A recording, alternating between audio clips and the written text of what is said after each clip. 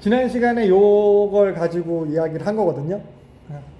간단하게 또 보면서 얘기를 해볼게요. 그래서 성경에 구약과 신약이 있는데, 구약은 뭐 옛 언약이고 신약은 새 언약인데, 하나님 결국 언약이라는 것은 언약을 통해서 하나님께서 자신을 갖다 이제 계시하시는 거예요. 신약도 그렇고 구약도 그렇고. 근데 그 목적은 함께하기 위함이라고 했어요. 함께한다는 것은 하나님과의 관계 회복이고요, 구원으로 표현할 수 있고요, 하나님과 함께하니까 거룩하게 되는 것이고 또 하나님께로 구별되는 겁니다. 그래서 지난 시간에 구약에 나타난 요 그림자 모형이 신약에 어떻게 원형적으로 성취되는지 그 얘기들을 한 거예요. 그래서 구약의 신해산 언약을 통해서 주신 요 성막, 그리고 나중에 솔로몬이 짓게 성전, 요것은 이거 하나님께서 이제 함께하려 하신 거다. 그래서 출애굽기에서 보면 그들 중에 거하려고 출애굽 시키셨고, 너희 중에 거할 처소를 너희가 나를 위해 지어라. 그리고 또 예수님도 초림이 예수님 처음 오셔서 성육신 하신 것이 이제 성경에서 보면은 우리 가운데 거하심에, 요한복음 1장 14절에 하면서 이제 장막을 치다, 텐트를 치는 것, 모세의 장막, 그 성막을 주신 것, 성막을 지어 성막간에 함께 하셨다는 그런 표현으로 같이 이야기가 되고 있고요. 그래서 함께 하심의 원형이 예수님이다.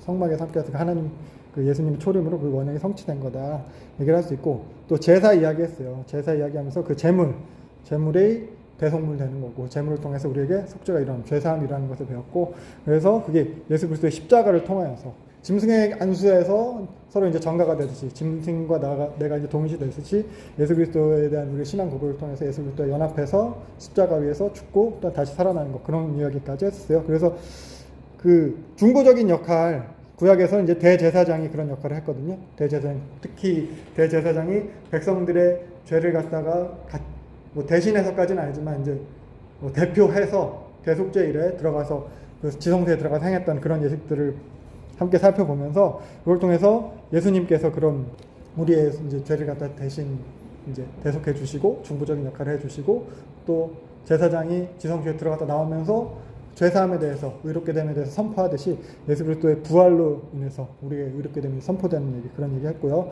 그래서 오늘 볼 건 이제 율법에 대한 부분이에요. 율법. 함께하기 위해서 주신 그림자로서 모형으로서의 율법이 있게 되는 거거든요. 네. 그래서 보면은 율법, 시내산에서 주신 율법을 얘기하는 거예요. 정결법, 뭐 십계명 이렇게 대표될 수 있는데, 그래서 율법을 주신 거는 함께하는 자다운 모습은 이런 거다. 혹은 하나님이랑 함께하는 것은 이런 것이다. 그래서 함께하기 위해서 이렇게 해야 된다. 함께함을 갖다 유지하고 발전하기 위해서 주신 것이 율법이라는 거예요. 구별되기 위한 법이에요. 그 당시 하나님께 택하신 이스라엘 백성 외에 다른 모든 이방인들이라고 표현되는 그런 모든 세상 열방들이 있었을 거 아니에요. 그 사람들과 구별되기 위한 법이에요. 그러니까 구원받은 백성다운 모습으로 이렇게 해라 주신 거예요. 하나님 백성다운 모습은 이것이다, 이렇게 알려주는 거예요. 그래서 율법은 하나님의 성품을 반영한다, 그런 얘기 했었어요. 그래서 율법의 근본 정신이 하나님 사랑, 이웃 사랑인 것. 그래서 하나님을 사랑함으로 구별되는 거예요. 이웃을 사랑함으로 구별되는 거예요. 경쟁하고 뺏고 내가 더 가지려고 하고 승리하려고 하고 이런 거라기보다는 사랑하는 것을 통해서. 이 구별됨을 통해서 또한 계시가 일어나는 거예요. 쟤네들은 뭔가 다르다. 아까 율법에 하나님의 성품이 반영됐다고 했잖아요. 그걸 통해서 다른 사람들에게 하나님을 계시하게 되는 거예요. 그래서 여기서 보면은 뭐 율법 기본 정신이 하나님 사랑, 이웃 사랑이라고 했어요. 근데 하나님 사랑, 이웃 사랑 해야 네가 하나님 백성이 되는 거야가 아니에요. 하나님 사랑, 이웃 사랑을 해야 하나님과 넌 함께할 자격이 갖추어지는 거야. 요거라기보다는 하나님의 백성이라면, 하나님과 함께 한다면 하나님 사랑, 이웃 사랑을 해야 한다는 거. 그게 되어진다는 거예요. 그 율법을 지키게 되는 게 이게 일종의 자연적인 과정인 거죠. 그래서 요한복음 14, 24절, 23절도 잠깐 보면은 나를 사랑하면, 예수님께서 말씀하시는 거예요. 내 말을 지키리니 라고 하는 거예요. 예수님을 사랑하니까 예수님 말씀을 지키게 되는 거예요. 그래서 아버지께서 그를 사랑하실 것이요 우리가 그에 가서 그것처럼 함께 하리라. 사랑하니까 이렇게 하는 거고, 그래서 율법을 지킨다는 것이 또한 함께 한다는 것이고, 자연적 과정이라는. 그래서 신부는 이미 하나님 나라 백성이에요. 하나님께서 출애굽시키셨고 시내산에서 언약 맺으셨거든요. 그 이후에 율법을 주시면 이미 하나님 백성이고, 하나님 백성이라는 신분답게 사는 게 이제 하나님 사랑, 이웃 사랑이다. 그러니까 신부는 하나님 백성인데 너 수준도 이제 하나님 백성다워져야 된다. 그 수준도 하나님 백성처럼 되라고 신분에 맞는 수준으로 살으라고 주신 게 율법인 거예요. 각자가 신분이 있을 거 아니에요.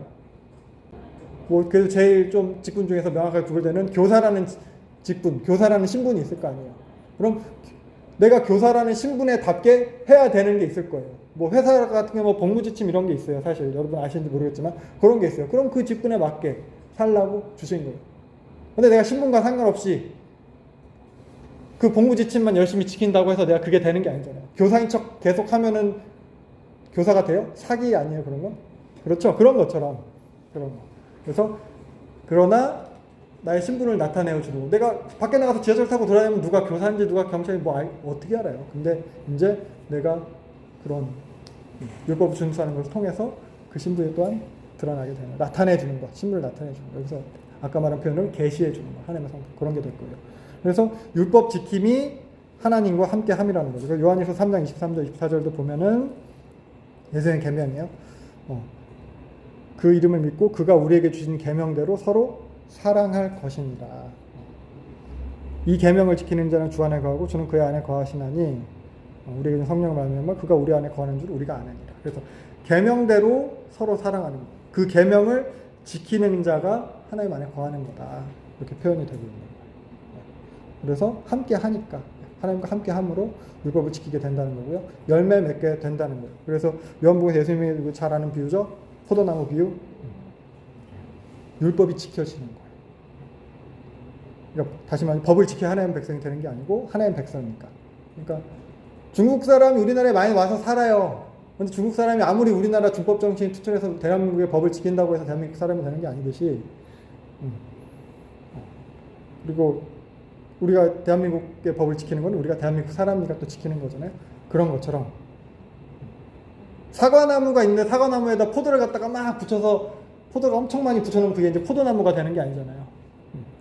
사과나무니까 사과가 열리고 포도나무니까 포도가 열리는 것이듯이 그러니까 하나님 나라 백성 하나님의 법을 지키게 된다는 거예요. 안 지키면 벌 받는 거고 안 지키는 열매 못 맺는 포도나무가 예수님이 잘린다고 막 하셨나요? 그것도 약간 이제 원어적인 해석 또 그 당시 그 포도 재배 관습적인 해석이 들어가긴 해야 되는데 일단 그런 것처럼 포도나무는 포도 열매를 당연히 맺는 거예요. 안 지키면 벌 받는 거고 당연히 하나님 나라 법을 지켜야 돼요. 그러니까 사실 이것도 태도의 문제예요. 대한민국 사람이라고 해서 법을 하나도 안 어기고 다 지키는 사람은 없을 것 같아요. 하다못해 뭐 무다횡단 뭐 이런 걸 지금 내가 알지도 못하는 법들도 있거든요. 사실 알지도 못하고 모르는 채로 지키는. 그러니까 문제는 태도인 거죠. 내가 우리나라 백성으로 대한민국 시민으로 그래도 100% 못 지키더라도 그래도 범법자는 되지 말아야겠다. 어느 정도 모범 시민은 돼야겠다.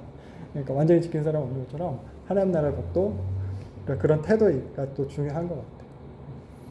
그래서 율법을 지킴이 또 이제 함께함이라고 했잖아요. 근데 함께해서 뭐 하시려고? 그러나 함께함 자체가 일단 목적이에요. 하나님 우리에게 다 목적을 가지고 계세요. 태초에 창조하신 목적이 그거였어요. 근데 타락한 이후에 또 하나의 목적이 더 생긴 거예요. 계시하려고요. 함께해서 또 우리를 계시하시는 거예요. 우리를 통해서. 그래서 요한복음 17장 20절도 보면은 예수님께서 이제 제자들을 놓고 이제 기도하시는 거예요. 이 사람들만을 위함이 아니래요. 제자들만이 제자들의 말로 말미암아서 나를 믿게 되는 사람, 아직 믿지 않는 그 사람들을 위한 거예요. 그래서 그들에게 어떤 게 계시돼요? 아버지께서 내 안에 내가 아버지 안에 같이 그들도 다 하나가 돼서 우리 안에 있게 하사. 삼위일체 하나님 한 분은 연합해 계시는 것. 그리고 믿는 자 안에 예수님께서 거하셔서 하나님께서 우리와 함께 하시는 것. 그거를 갖다가 다른 사람들한테 보이는 것을 통해서 믿지 않는 그들, 저들을 통해 그걸 통해서 믿게 되는 그들에게 계시하게 한다는 거예요. 세상으로 아버지께서 나를 보내신 것을 믿게 하옵소서. 요거예요. 계시하기 위한 거. 나를 통해서 함께 하시는 하나님이 계시되는 거예요. 그래서 이렇게 계명을 지키는 것이 곧 이제 함께함. 함께 하나님께로 구별된 거잖아요. 구별된 걸 통해서 다른 사람들에게 하나님이 이제 계시되게 되는 겁니다. 네. 그래서 이러한 구별됨이 이제 거룩이에요. 함께 하심으로 구별된 거. 그래서 바울도 이렇게 바울이 아니라 모세도 이렇게 표현하거든요. 출애굽 당시에 출애굽해서 이제 모세가 이제 하나님 앞에서 이제 그 얘기를 하는 거예요. 하나님께서 이제 얘네들이 시내산 밑에서 금송아지 만들어서 같이 못하겠다. 니네끼리 가나안 올라가. 이러니까 모세가 하나님한테 이제 기도하는, 청원하는 내용이거든요. 그래서 하나님께서 우리랑 함께 하셔야만 계시가 된대요. 하나님께서 우리와 함께 하셔야만 다른 민족들이 다 알게 된대요. 하나님께서 함께 우리와 행하심으로 말미암아 우리가 은총 입은 줄을 그들이 알게 된대요. 우리 하나님 백성됨을 알게 된다는 거예요. 모세도 이렇게 얘기를 했습니다. 그래서 구별된 거룩, 이런 거. 이게 하나님과 함께하면 됩니다. 그래서 사실 성경에서 거룩을 제일 많이 강조하는 책, 거룩이란 말이 가장 많이 나오는 책은 레위기일 거예요. 레위기는 보통 율법과 정결법이 잔뜩 나온 거거든요. 사실 그 다 그 계명들이에요.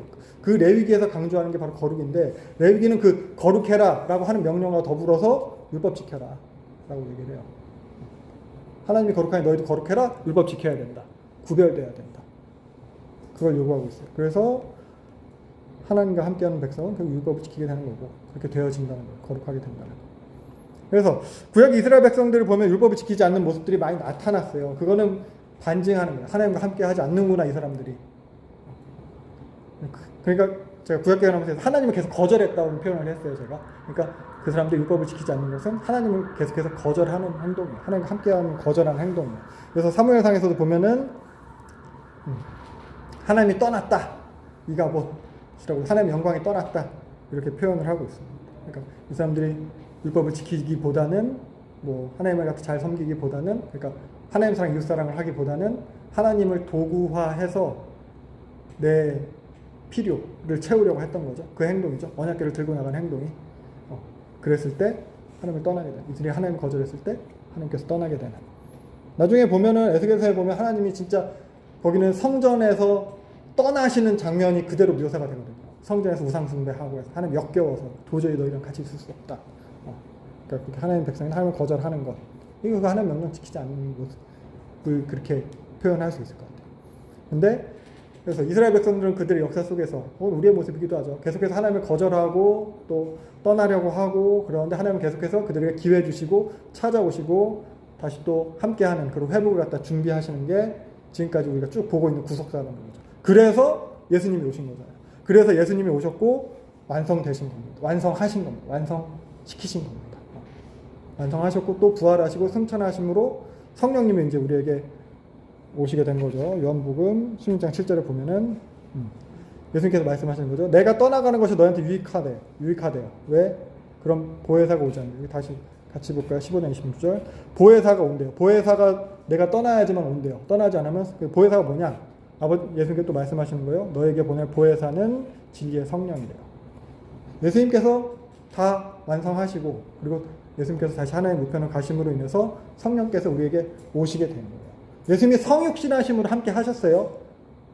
근데 예수님은 사실 뭐 진짜 육신으로 오셔서 함께 하긴 했지만 고작해야 공생의 기간은 3년, 길게 잡아야 3년 반이고, 그리고 있었던 지방은 주로 갈릴리 지방이었고, 그럼 믿는 우리 모두와 함께 하실 수 없잖아요. 성령께서 오심으로 지금 그 시간과 공간을 초월해가지고 우리랑 또 그렇게 함께하고 계시는 겁니다. 그래서 이 성령께서 오셔서 성령이 함께 하심으로 그럼 우리가 계명을 지키게 되겠죠. 그 성령의 법으로 인해서 우리가 이제 그런 율법의 요구를 갖다 충족시키게 되는 거예요. 로마서에 보면 이걸 표현하고 있어요.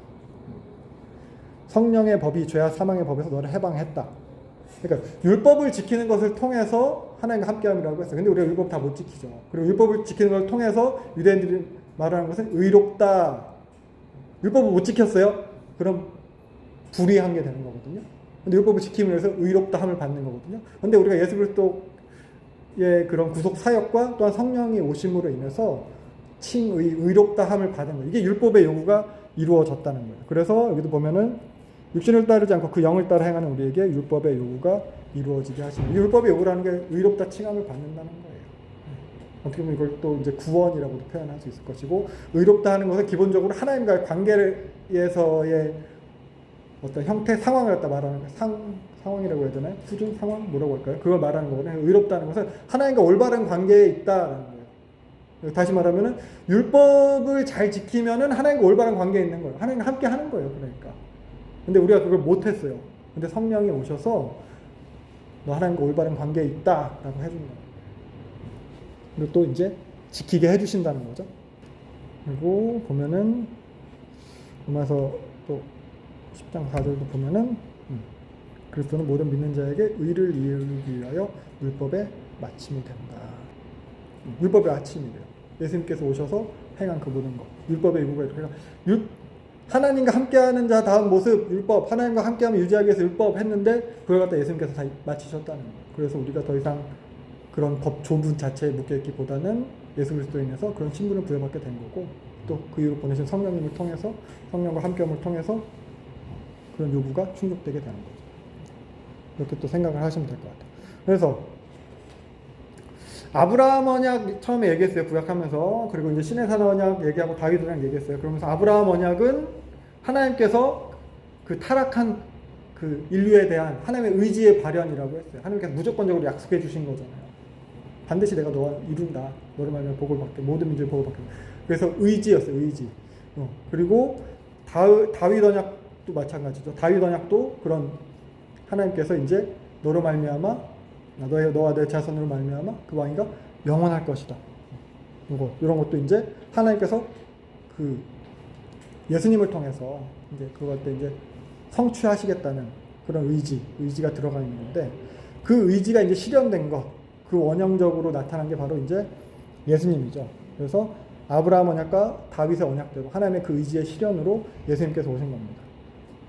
그래서 또한 이게 예수님이 성취이고 또 원형이니까 모형적으로 앞에 있었던 그런 언약들이 다 이제 성취된 거거든요. 아까 본 이 로마서 말씀처럼. 그래서 예수님 율법이 마침이 된 거거든요. 그래서 옛 언약이 모형이었다면은 예수님께서 그걸 갖다 성취하신 거잖아요. 원형이라고 했잖아요. 그래서 이걸 갖다가 새 언약이라고 이제 표현을 하는 거예요. 예레미야 31장에서 말씀하신 새 언약이 궁극적으로는 예수님과 이제 성령님에 대한 거예요. 그래서 보면은 전에도 이 말씀 제가 자주 얘기해서 기억은 나실 거예요. 이스라엘 집과 유다 집에 새 언약을 맺는데 애굽 땅에서 인도해내던 땅 신의 산 언약과는 같지 않대요. 그들이 이제 우상 숭배한 거예요. 하나님의 언약을 깨뜨렸어요. 근데 그 이후에 맺을 언약은 나의 법을 그들 속에 두며 그들의 마음에 기록해서, 언약적 표현이죠. 그들의 하나님이요 그들은 내 백성이 될 것이다. 새롭게 언약을 맺는 거예요. 근데 그 법 조문이 예전에는 돌판에 기록을 했다면, 십계명 언약 돌판이죠. 이제는 그들의 마음에 둬가지고 그들이 이제는 다 하나님을 알게 된대요. 그런 거. 이게 새 언약이에요. 그래서 예수님께서 오셔서 이걸 갖다 이제 성취를 하신 거죠. 성령께서 우리의 마음 가운데 오신 거예요. 네. 그래서 성령께서 오셨어요. 이 모든 사역이 사실 성령 사역이에요. 이 원형적 성취의 사역은.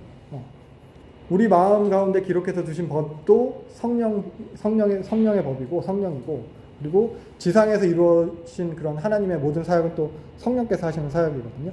그러니까 예수님께서 성령으로 잉태하셨고요. 부활하신 것도 성령의 능력으로 부활했다고 이야기를 하고 있어요. 그래서 칼빈 같은 경우는 이렇게 말해요. 모든 행동의 시작과 근원, 그것은 다 하나님께 속한다. 근데 그것에 대한 지식과 계획과 그런 배열은 아들께 속했다. 근데 그러한 행동에 효력 있게 하는 것, 능력과 효력은 성령께 속했다. 이렇게 해요. 그러니까 하나님께서 다 계획을 하셔요. 근데 그것이 효과적으로 효력 있게, 영향력 있게 되게 하시는 분은 다 성령님이라는. 그래서 모든 사역은 성취된 모든 사역은 그런 점에서 다 성령의 사역이라는 거죠. 성부 하나님은 발의자예요. 작정하시고 계획하시고, 성자 하나님은 실행하시는 거예요. 근데 성령 하나님은 이루어지게 하신다는 거. 결과를 보장한다는 거예요. 물론 예수님이 완벽하시니까 다 완벽하게 이루시겠지만 성령 하나님께서 그 결과를 보장하십니다. 나중에 이 성령님에 대해서 좀 더 다루도록 할 거고요. 그래서 아무튼 그 성령님께서 우리 안에 거하심으로 우리도 이제 그 결과가 보장되는 거거든요. 우리 안에 거하심으로 성령 하나님, 삼위일체 하나님이시니까 우리 하나님과 연합하게 되는 거거든요. 그래서 이제 그 언약의 목적대로, 언약 계시하시는 목적대로 함께 하게 되는 거예요. 네. 그래서 저 제일 밑에 있는 거 간단하게 이제 설명을 하면은, 하나님께서 이제 자기 백성을 갖다 이제 선택을 하시는 거죠. 자기 백성을 선택하셨어요. 선택하신 목적, 하나님께서 자기 백성을 어떻게 보면 창조하신 목적, 우리 하나님 자기 백성 삼으신 목적은 함께하기 위함이라고 했잖아요. 하나님이 함께하시기 위해, 하나님께서 우리 가운데 임재하시기 위함이에요. 함께 한다는 것은 결국 관계 회복이라는 것이고 또 구원이라는 용어로 표현되고 칭이라는 의롭다 아까 말했죠. 의롭다는 것은 하나님과의 우리의 관계에 있어서의 올바르다 이런 표현이에요. 네. 그래서 이렇게 함께 하는 것이 결국 목적인데 이 함께 한다는 것은 함께 하게 된다면은 그 이후에 자연적인 과정으로 율법 준수가 된다는 거죠. 하나님과 올바른 관계는 하나님과 말 안 들으면서 하나님 시키는 하나도 안 하면서 올바른 관계라고 하긴 참 어려워요. 하나님의 선택한 백성이라고 하더라도 부모 자식 간에도 얘가 내 자식이긴 하지만 말을 엄청 안 듣고 정말 패륜적인 행동을 관계가 올바르다고 할 수는 없어요. 올바른 관계는 그래도 상호작용 안에서 서로 이제 이야기하고 듣고 해야 되는 거죠. 조제에 들어가야 되는. 그러다 자연적인 과정이라고 표현한 거예요. 하나님께서 함께 하시면 하나님과 올바른 관계에 있으면 율법 준수가 일어나게 돼요. 이걸 하나님의 통치라고 이야기해요. 하나님의 통치. 하나님 나라에서 제일 중요한 개념이기도 해요. 그게 그래서 이거 율법 준수라는 것은 그 하나님과의 관계에 있어서의 반응이라는 거거든요. 은혜에 대한 반응이라는 거예요. 방금 말했듯이 하나님께서 다 계획하시고 예수 그리스도께서 실현하신 그 은혜에 대한 반응으로서 우리가 하나님의 통치 안에 들어가게 되는 거예요. 하나님의 통치에 어떻게 보면 순종하게 되는 거예요. 이걸 갖다 성화라고 불러요. 그래서 보면은 칭의가 없으면 성화도 없어요. 관계 회복이 있기에 우리가 칭의에 대한 은혜를 알기에 그 관계가 있기에 하나님의 통치에 순복할 수 있게 되는 거예요. 그게 그 하나님의 통치 원리는 하나님 사랑, 이웃 사랑이라는 것이고. 그래서 하나님과 함께 한다는 것은 결국 율법을 지킨다는 거예요. 하나님 사랑, 이웃 사랑, 새 계명을 갖다 우리가 행한다는 거예요. 하나님의 통치의 실현을 우리를 통해서 같이 이루어 간다는 거예요. 그래서 그것이 거룩이고 그것이 구별됨이라는 겁니다. 그래서 이걸 통해서 일어나는 것은 계시예요. 아까 계속 말했죠. 하나님께서 계시되는 거예요. 우리를 통해서. 그래서 이 계시를 통해서 어떻게 되냐? 다른 이들이 아까 예수님께서 말씀하셨듯이 이들의 말로 나를 믿게 되는 그 사람들, 그러니까 선택된 백성들이 또 돌아오게 되는 거예요. 그래서 우리가 그 계시하는 것은 어떤 것이냐? 이웃을 사랑하는 거예요. 눈에 보이는 형제를 사랑하지 않으면서 보지 못하는 하나님을 사랑할 수 없다고 요한이 또 이야기하고 있습니다. 이 정도로 정리를 할 수 있을 것 같고, 그래서 하나님께서 택하셔서 이렇게 자기 백성을 삼으셨고, 이렇게 또 이제 하나님께서 결국 택하셔서 자기 백성 삼으신 백성이랑 함께 하심인데, 이 함께 하심에 대한 신약의 표현, 성경적인 표현이 하나님 나라예요. 하나님께서 함께 하심에 대한 신약 성경적인 표현이. 그러니까 이 하나님 나라라는 개념은 신약에서 보다 강조돼요. 문자적으로 더 많이 나와서 문자적으로 강조가 돼요. 근데 이미 구약에서도 드러나고 있는 개념이 이 하나님 나라거든요. 구약 이스라엘 백성들, 예수님 당시 예수님 오시기 전에 이스라엘 백성들은 계속해서 자신들이 이루어야 될 그 하나님 나라에 대한 개념이 강하게 가지고 있었어요. 물론 문자적으로. 그리고 여기는 뭐 다윗의 나라, 이스라엘 나라 이렇게 표현되긴 하지만 그게 결국 하나님 나라인 거거든요. 그래서 앞에서 보면 이런 모형들 있잖아요. 구약의 모형들. 성막, 제사, 제사장도 뭐 율법 이런 것들이 다 보면은 함께하기 위함이란 거라고 했어요. 그리고 이게 다 신해산 언약에 포함된 것들이라고 했잖아요. 그래서 신해산 언약을 통해서 구약에서 이 신해산 언약 사건 이후로 인해서 공식적으로 하나님 백성이라는 것이 이제 출범을 하게 되는 거고 이스라엘 나라가 출범하게 되는 거고 즉 하나님 나라가 시작되게 되는 겁니다. 그래서 구약의 하나님 나라. 구약의 하나님 나라 이제 모형적인 하나님 나라인 거죠. 계속해서 구약은 그림자다 모형이다라고 얘기했으니까. 그러니까 곧 이스라엘 나라인 거거든요. 그래서 구약의 하나님 나라가 모형, 이게 이스라엘이라고 했어요. 그렇다면은 신약에서 이게 원형적 성취가 일어나야 되는 거거든요. 그래서 오늘은 이 신약의 원형적인 성취, 그 하나님 나라의 원형의 모습에 대해서 보도록 하겠습니다. 그래서 다시 말하죠. 신약에서 가장 중심이 되는 개념 중에 하나라고 했어요. 이 하나님 나라가. 당연한 게 구약의 신해산 언약을 통해서 시작된 그 하나님 나라라고 했을 때 예수님이 오셔서 신해산 언약을 다 성취했다고 지금 우리는 신약 성경을 통해서 이걸 보고 있는 거거든요. 구약에 대한 모든 것에 대한 것은 원형적으로 성취. 근데 아까 말했잖아요. 예수님 당시 혹은 그 이전 구약 사람들이 계속해서 열망하던 게 이 나라의 회복이었어요. 그럼 예수님이 다 성취했다고 했으면 이 사람들은 강한 의문이 들 수밖에 없는 거예요. 다 성취됐다고 했는데 하나님 나라는. 그래서 이제 당연히 하나님 나라라는 개념이 중요하게 떠오르게 되는 거예요. 원형적인 하나님 나라. 그래서 보면은 신해산 언약은 처음에 신해산 언약을 통해서 하나님 나라가 시작될 때 짐승의 피, 언약 맺을 때 짐승의 피랑 모세의 중보로 이제 세운 언약이거든요. 신해산 언약이. 그래서 이게 이제 구약의 하나님 나라가 시작이 됐다면은 새 언약은 짐승의 피가 아닌 예수 그리스도의 보혈로 그리고 모세의 중보가 아닌 대제사장 대신 예수님의 중보로 이제 세운 언약이라는 거죠. 그러면 구약이 이렇게 모형으로 하나님 나라가 세워졌으면 신약은 이제 예수님 통해서 진짜 원형적인 하나님 나라가 시작돼야 되는 거거든요. 예수님이 구약 모든 모형에 대한 원형이니까, 성취니까, 언약의 성취자, 예언의 성취니까, 예언이니까. 그래서 예언의 성취가 여기서 일어나야 되는 건데, 예언에 대해서 잠깐만 간단하게 얘기를 할게요. 예언. 그러니까 구약의 예언의 모든 예언에 대한 성취가 우리가 예수님이라고 했을 때 이 예언이라고 하면은 예언이 사실 이제 앞니를 때려 맞추는 거긴 하잖아요. 앞에를 갖다 말씀하시는 거예요. 근데 물론 맞아요. 근데 앞에를 갖다가 이야기하는 데 있어서 근거가 있어요. 근거. 앞니를 갖다 우리가 얘기하는 데 있어서 근거가 있어요. 다 그렇잖아요. 뭐 주식이나 경제 전망이나 이런 것도 어떤 지표를 통해서 앞니를 갖다 우리가 얘기를 하잖아요. 그것처럼 그래요. 그래서 성경에 나타난 예언은 앞에일을 갖다가 우리가 이야기하는 데 있어서 그 근거는 다 언약이에요. 언약대로 예언하는 거예요. 언약에 근거해서 앞으로 이렇게 될 것이다. 언약에 근거해서 니네 망할 거다. 언약에 근거해서 니네 회복될 거다. 그래서 사실 현재 상태에 대한 해석이에요. 언약에 근거해서 니네 현재 이러고 있으니까 니네 앞으로 어떻게 될 거다. 그래서 예언은 90%, 성경에 나타난 예언은 90% 이상이 현재 상태에 대한 해석이에요. 그래서 니네 상태가 언약을 기준으로 어떠하니까 어떻게 될 거다. 앞을 예견하는 건 맞는데 예견의 기준이 언약이라는 거. 그래서 이게 하나의 언약이라는 거고. 근데 우리가 쉽게 얘기해서 뭐 점집이나 무당하나 뭐 그런 데 가면은 알려주는 기준은 또 그거랑 다르잖아요. 사주를 통해서 알려주기도 하고, 뭐 요새는 타로 같은 거 많이 보나요? 타로는 앞니를 예견해주는 기준이 뭐예요? 카드를 잘 뽑으면 되나요? 그런 건가요? 그런 것처럼. 그리고 뭐 무당한테 가면 뭐 업보 같은 거 얘기를 하기도 하고, 또 조상 몇 자리를 얘기를 하기도 하고, 집터를 얘기를 하기도 하고.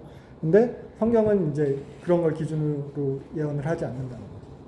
하나님의 언약이에요. 변하지 않는다는 거예요. 그래서 모든 근원이 결국 다 하나님으로부터 나오게 된다는 거예요. 그러니까 뭐 인간한테 듣는 예언, 뭐 점집 가서 듣는 예언은 부적에 따라서 혹은 어떤 인간이 하는 어떤 것에 뭐 그 사람 말에 듣는 것에 따라서 뭐 얼마짜리 구슬하고 뭐에 따라서 달라지고 그럴 수 있겠지만 하나님부터 나는 언약은 변하지 않는다는 거고, 인간은 또한 그 언약을 까먹어도 하나님은 기억하신다는 거예요. 그래서 하나님이 그 언약을 기준으로 해서 책망이든 회복이든 그 말씀을 하신 것이고, 선지자들이 그것을 갖다 이제 받은 대로 기록을 하는 거예요. 그래서 예언할 때 예자를 맡길 예자다 이렇게 말씀하시기도 하더라고요. 그러니까 하나님께 받은 말씀, 하나님께 맡겨진 말씀, 이것을 이제 전하는 것. 뭐 다임 목사님도 그렇고 지난주에 청소년부 목사님도 설교 때 그런 말씀하시더라고요. 그래서 아무튼 그래서 구약에서 예언된 것, 결국 예수님으로 인해 다 성취되는 건데 그게 언약을 기준으로 된 거고, 그래서 예수님께서 결국 언약적 성취라는 거죠. 그럼 무슨 언약이냐 했을 때 우리를 구원하겠다는 언약이다라는 얘기였어요. 그러니까 함께하고자 하신 의지라고 했을 때 결국에 우리의 구원과 관련된 거거든요. 그게 바로 이제 메시아 언약으로 우리가 이제 명칭될 수 있는 거예요. 메시아. 그래서 히브리어로 메시아가 기름 부음 받은 자고 뭐 했었죠 저번에. 헬라어로 그리스도, 다 기름 부음 받은 자인데, 기름 부어서 임명하는 왕, 제사장, 선지자, 결국 이스라엘 나라의 지도자급인데, 이스라엘 역사상에서 계속 식민 통치받고 포로로 잡혀가고 이러다 보니까 그들에게서 지도자가 나타난다라고 하는 것은 이제 구원자라는 의미가 되는 거거든요. 그래서 기름 부음 받은 자, 메시아, 이게 구원자를 뜻하는 것이 됐고, 그리고 하나님께서 우리에게 주신 언약은 메시아 언약이고, 그리고 우리를 구원하시겠다는 언약이 되는 겁니다. 그래서 앞에 이야기했듯이 당시 이제 근데 그 사람들이 바라던 하나님 나라, 그 사람들이 바라던 구원의 개념은 예수님이 오셔서 한 그런 죄사함의 구원의 개념이랑은 좀 멀었어요. 왜냐하면 이미 그 사람들은 자기는 이스라엘 백성이었고 하나님의 백성이기 때문에 죄사함은 따로 필요 없다. 이방인들이 우리한테 들어오려면 그런 게 필요하더라도 나는 이미 하나님의 백성이기 때문에. 그래서 그런 게 아니었고, 그런 로마로부터의, 로마족, 헬라의 정치적 탄압으로부터의, 그런 종교적 탄압으로부터의 구원해준 메시아. 그러니까 결국 로마로부터의 독립을 의미했고, 그래서 그들이 기대하던 메시아는 정치적 군사적인 메시아였다는 거죠. 근데 하나님은 창세기에서도 봤듯이 태초로부터 이런 죄사함을 위한 메시아를 준비한 거거든요. 그 선악과 따먹은 그 이후부터. 근데 역사의 과정 속에서 이스라엘 백성이 그런 선민의식에 취해서 그런 것들을 오해하게 되는 거예요. 그러면서 그 자신의 민족적 나라의 회복을 위해서 오히려 하나님을 더 수단화하고 도구화하기까지 하는 겁니다. 자신의 판단의 안에 갇혀있는 이런 하나님이어야 된다. 그런 하나님을 만들어 놓게 되는 거예요. 그래서 하나님은 하나님 백성, 하나님 나라를 얘기할 때 그런 민족적 이스라엘만 말한 것은 아닌데 그 사람들은 계속해서 오해를 했었다는 거고, 근데 이제 예수님께서 오셔서 그 언젠가 성취를 해야 되는 거죠.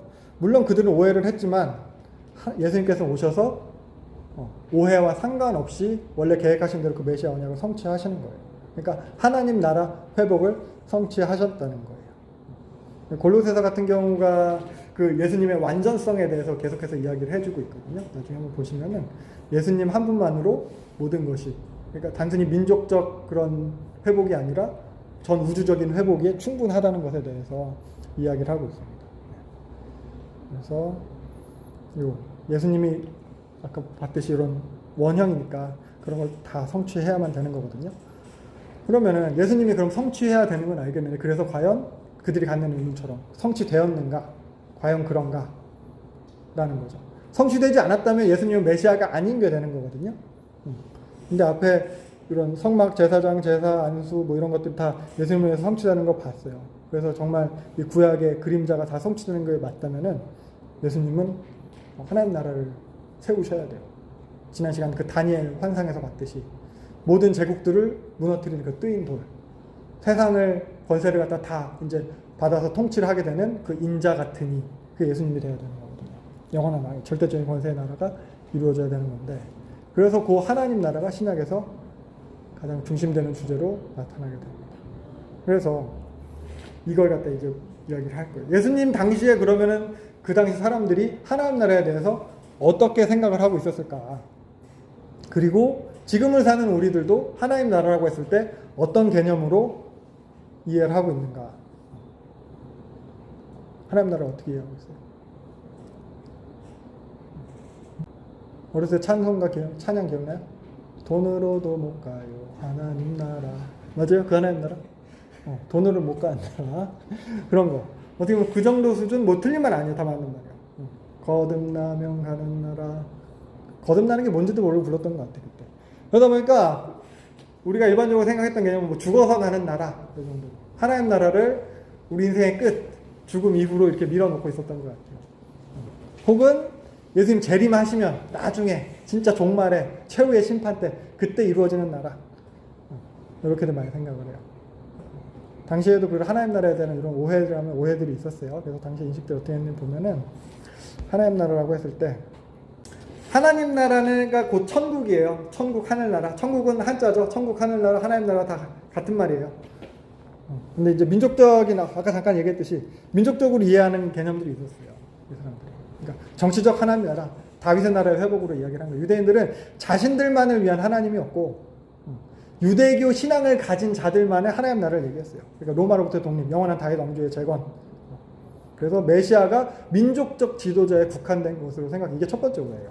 그래서 예수님께서 제자들에게 실컷 가르치시고 죽으신 다음에 부활하시고 또 가르치시고 승천하실 때까지도 물어보는 거예요. 이스라엘 나라가 회복될 때가 이때냐고. 예수님 이때 말씀하시거든요. 성령이 오실 거니까 여기도 기다려라. 예루살렘 떠나지만 기다려 했더니 그때예요? 우리 그때 로마로부터 독립하는 거예요? 막 이런 걸 여기서 막 물어보고 있는 거예요. 그러니까 이 사람들은 민족적 오해가 있었어요. 예수님의 제자들이 있으니까 다른 사람들은 뭐 당연했죠. 그리고 또 다른 오해는 좀 관념적인 오해가 있었어요. 당시에 헬라 문화 사회 속에서 뭐 우리의 오해랑 그렇게 다르진 않아요. 영적 세계랑 현실 세계를 분리해서 이해했어요. 현실은 현실이고 영적은 영적. 헬라적 이원론이죠. 플라톤의 인간론에 들어간 거예요. 그러니까 성속 이분법이에요. 영은 선하고 육은 악하다. 이데아. 예전에 배우신 기억나요? 도덕 시간에 윤리 시간에 배웠나요? 우리 이데아? 그죠? 이데아. 그거예요. 로고스, 진리, 참된 것, 본질. 그러니까 육신은 이 세상은 이데아의 그림자다. 육은 악한 것이고 영은 선한 것이고 본질적인 것이고. 근데 육은 가변적인 것이고 불안한 것이고 영은 불변하고 영원한 것이고 그래서 참된 본질은 이데아에 있고 세상은 그림자라. 그런 거 기억나요? 그래서 뭐 삼각형 같은 거 있죠. 이거 내가 아무리 삼각형을 똑바로 그려봤자 얘는 삼각형이 아니잖아요. 삼각형이에요? 내가 점을 아무리 찍어봤자 얘는 점이 아니잖아요. 면이잖아요. 참된 점은 이데아에만 있고 참된 삼각형은 이데아에만 존재하고 우리가 그리는 거, 이 땅에서 만드는 건 다 모형이고 그림자다. 이런 개념. 그래서 참된 허성문은 이데아에 있어요. 여기 세상에 있는 허성문은 그림자일 뿐이죠. 여기서 내가 아무리 허성문을 때리고 욕하고 해도 이데아에 있는 허성문은 변하지 않아요. 그런 개념이에요. 지나가다 내 그림자가 똥을 밟았다고 해서 내가 더러워지는 게 아니듯이 본질은 변하지 않고 그러다 여기서 스토아랑 에피쿠로스랑 나오는 거잖아요. 그래서 뭐 내 육신으로 뭐 아무리 해봤자 뭐 원래 변하지 않으니까 결국 그러면 여기서 내가 마음대로 해도 상관없네. 쾌락을 추구하는 거고. 그래도 우리는 본질을 추구해야 된다. 내 육신은 악한 것이고 나는 그래서 참된 진리를 추구할 스타파 이런 가볍게 생각하면 그런 개념이에요.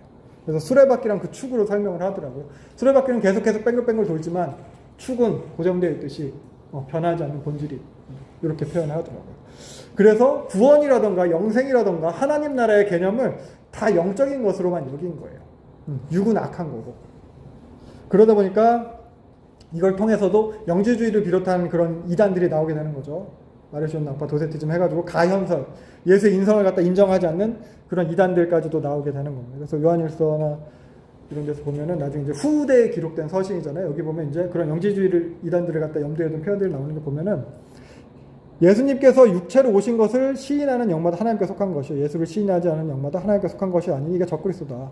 그러니까 예수님이 육체로 오신 게 아니다. 홀로그램처럼 어떤 영적인 존재로 와가지고 우리한테 보여주셨다가 올라가신 거다. 하나님이 사람이 될 수 없다. 육신은 약하고 부정한 건데 예수님이 똥 쌌겠어? 막 이런 식이 되는 거죠. 어떻게 그렇게 해? 그래서 이런 식으로. 그래서 육체로 오시는 부인하는 자가 결국 미혹하는 자고 적그리스도다. 이게 나중엔 요한이 그런 걸 갖다 계속 얘기해야 될 정도로 이게 이제 만연해 있는 거예요. 그러니까 육은 쓸모없는 것이고 추구해야 될 것은 영적인 것이다. 하나님 나라도 영적인 나라다. 영과 육은 완전히 분리돼서 도저히 이렇게 만날 수 없는 거다. 상관도 없다. 그러니까 이 땅에 사는 우리로서는 하나님 나라는 도저히 이룰 수 없는 그런 나라가 되는 거예요. 공간적으로, 물리적으로 불가능하다는 거예요. 그냥 우리는 본질을 추구하든지, 그냥 에이, 모르겠다, 누리고 살든지, 이런 개념에 하나님 나라에도 들어가 있습니다.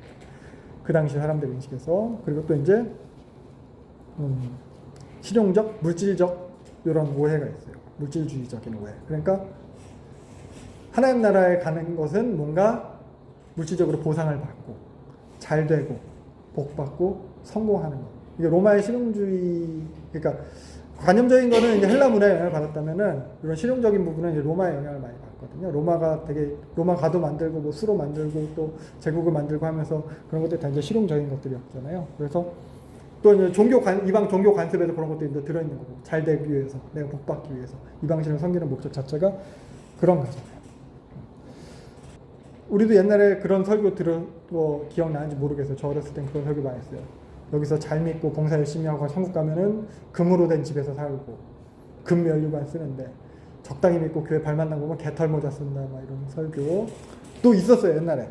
물론 그게 뭐 진짜인지 아닌지 아닐 거겠지만 그래서 사실 대부분의 종교들이 그렇잖아요. 내 뜻대로 소원 성취하기 위해서 내가 뭔가 정성을 들인다던가 진심을 들인다던가 그러니까 다 나 잘 되고 복 받기 위한 그런 그래서 믿는 종교인데 그런 개념이 하나님 나라에도 들어가게 되는 거죠. 종교를 가진 목적. 하나님 나라라는 곳은 내가 열심히 정성을 들여서 나중에 받게 되는 어떤 보상. 나의 잘됨, 나의 행복, 나의 승리, 나의 영광. 이런 개념도 그 당시 사람들의 인식 속에서 있었어요. 그리고 또 관습적인 오해가 있는데 이건 이제 언어적인 거예요. 우리의 오해랑도 비슷하다고 할 수 있어요. 하나님 나라, 하늘 나라라고 했을 때 하늘이라는 개념으로 우리가 분리를 해요. 천국, 하늘 나라. 그래서 하늘에 있는 나라. 하나님은 하늘에 계시고 하늘에 하나님이 계시니까 거기가 천국이고 그래서 우리가 하늘에 가려면 어떻게 해야 돼요? 비행기 타고 우주선 계속 뚫고 올라가면 하나님 만나요. 죽어서 가는 나라 뭐 이렇게 되는 거예요. 이것도 아까 그 관념적인 플라톤의 그런 성속 이분법이랑 좀 비슷하긴 해요. 죽어야 갈 수 있는 나라. 돈으로 못 가고 죽어야 가는 나라. 하나님 정말 그런가요? 그렇다면은 예수 믿고 구원 받았으면 그냥 빨리 죽는 게 나아요. 천국 가는 게 목적이고 하나님 나라 가는 게 목적이고 죽어야 가는 나라는 예수 믿고 다시 죄 짓고 범죄하기 전에 하나님 저 지금 믿음이 제일 좋을 이때 죽여주세요. 이 기도가 우리가 이제 가장 열심히 해야 되는 기도인지도 몰라요. 자살은 안 될 것 같고, 그죠? 자살하면 괜히 했던 거 안 될 거. 그러니까 죽진 않고 이 땅에 계속 살아요. 난 죽어서 빨리 천국 가야 되는데 그러면은 이 땅이 이제 불행해지게 시작하는 거죠. 자꾸 그냥 견디고 참아내고 살아내야 되는 거예요. 예전에는 요게 진짜 신앙의 삶으로 견디고 참는 게 믿음이다라는 뭐 착각이라면 착각이 있었어요. 이게 특히 이제 핍박당하는 시대에는 이게 더 강했어요. 일제시대 그리고 이런 북한의 공산주의 체제에서 버티는 것, 참는 것. 물론 이게 믿음이 아니라고 할 수는 없어요. 맞아요. 근데 그것만이 아니라는 거죠. 그 정도 수준만은 아니라는 거죠. 하나님 나라라는 게 하나님께서 진정 바라시는 모습은 또 아니라는 거예요. 그래서 하나님 나라 그 천국이라는 단어를 갖다 우리가 좀 생각을 해보면은 마태복음에만 등장해요. 천국이라는 단어는 마태복음에만 37번 등장을 해요. 천국이라는 거. 그리고 사실 디모데 후서에서도 한 번 등장을 하는데 원어로 보면 달라요. 원어로 보면 달라요. 요거 디모데후서에서도 그의 천국이라고 되는데 여기 원어 자체는 조금 달라요. 나중에 설명을 할게요. 그래서 하나님 나라는 이제 마태복음에서는 4번 등장하고 천국으로 마태복음은 다 이야기를 해요. 그런데 하나님 나라가 전체 신약에서 70번 정도 등장을 하거든요. 그 중에 51번이 복음서에 등장을 해요. 마태, 마가, 누가, 요한. 근데 마태복음은 딱 4번만 등장을 하고요. 요한복음이 3번, 마가복음이 14번, 누가복음이 30번 등장해요. 누가복음이 제일 많이 등장을 하죠. 그러니까 아무튼 이렇게 치든 저렇게 치든 천국까지도 다 하나님 나라로 친다면은 복음서에 그 하나님 나라에 대한 개념이 집중되어 있는 거거든요. 특히 공간복음에. 요한복음에는 3번밖에 등장을 안 하니까 마태, 마가, 누가에 되게 집중되어 있는 거예요. 공간복음 공통적인 관점이라고 했잖아요. 그래서 공통적인 관점이라고 했을 때 하나님 나라 관점이라고 이야기를 해요. 근데 아까 말했듯이 천국이라는 표현은 유독 마태복음에만 등장을 하는 거죠. 그래서 마태복음을 조금 살펴보면 마태복음은 유대인이 쓴 책인데 유대인이 유대인에게 기록한 복음서예요. 유대인 마태가 유대인에게 썼어요.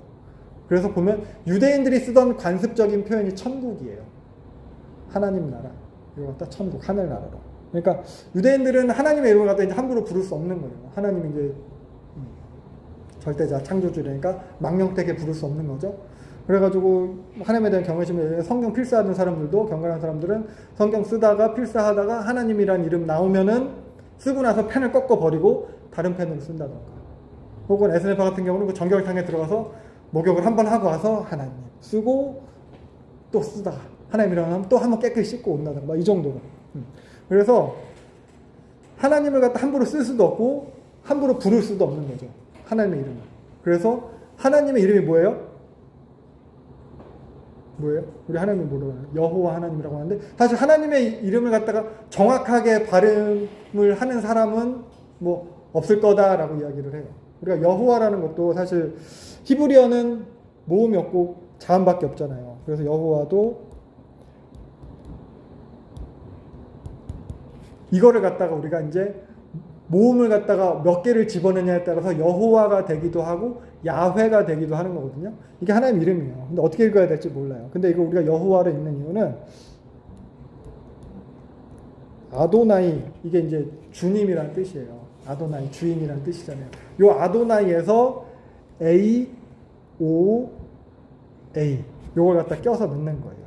그래서 여호와 이렇게 부르는 거예요. 여호와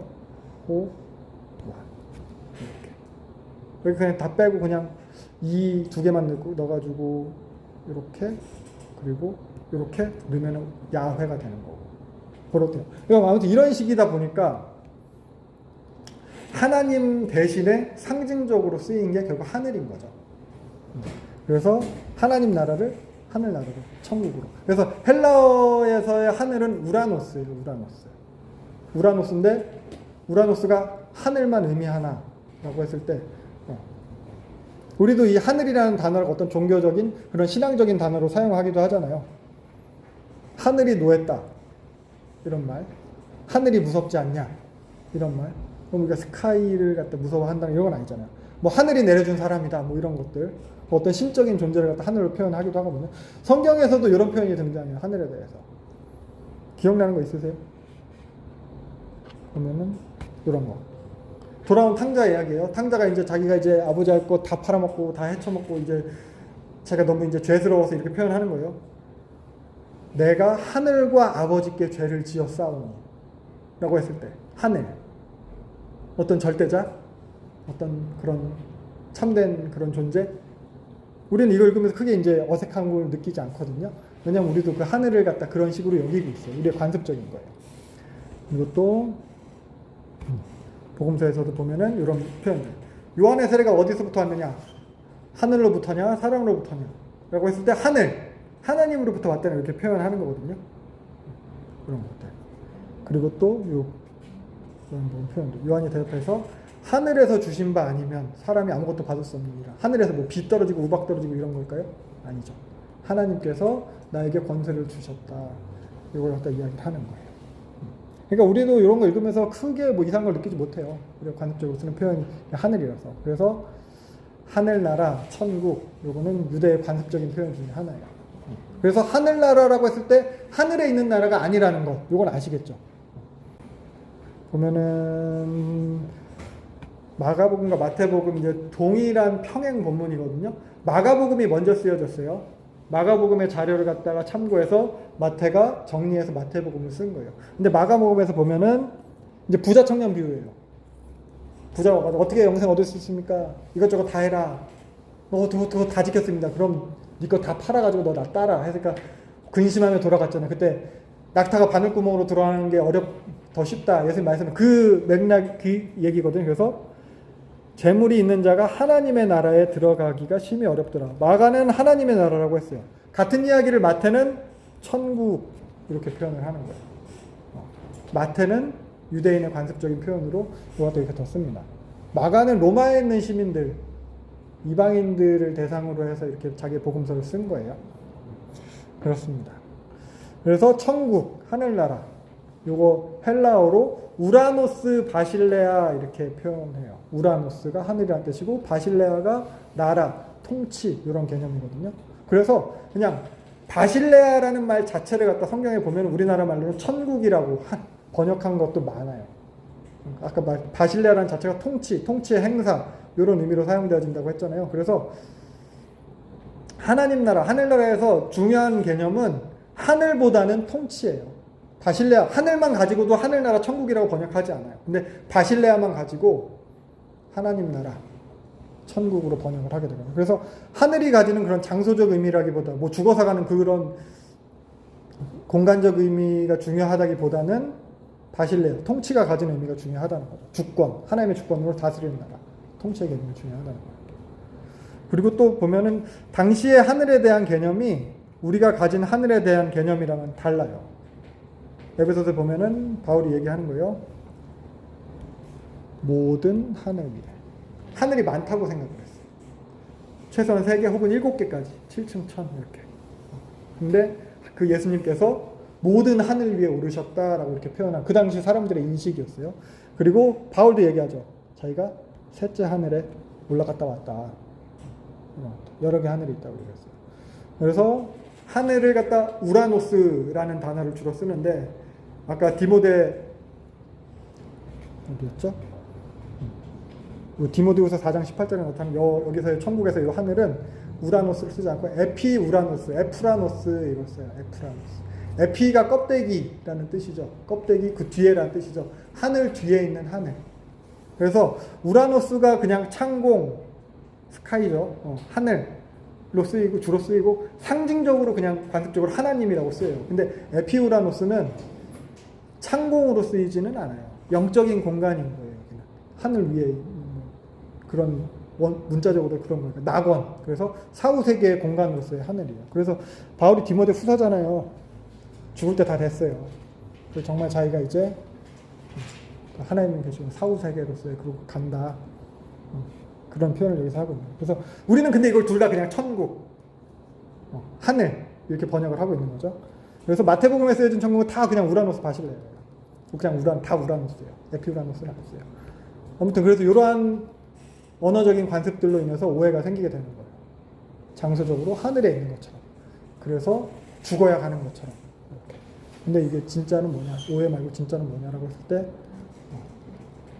아까 말했을 때 바실레아, 통째 개념도 중요한 거고. 그래서 공관복음이 마태, 마가, 누가 요 복음서 그리고 또 요한복음까지 요 복음서가 이러한 오해를 갖다가 해결해 주기 위한 목적으로도 쓰였어요.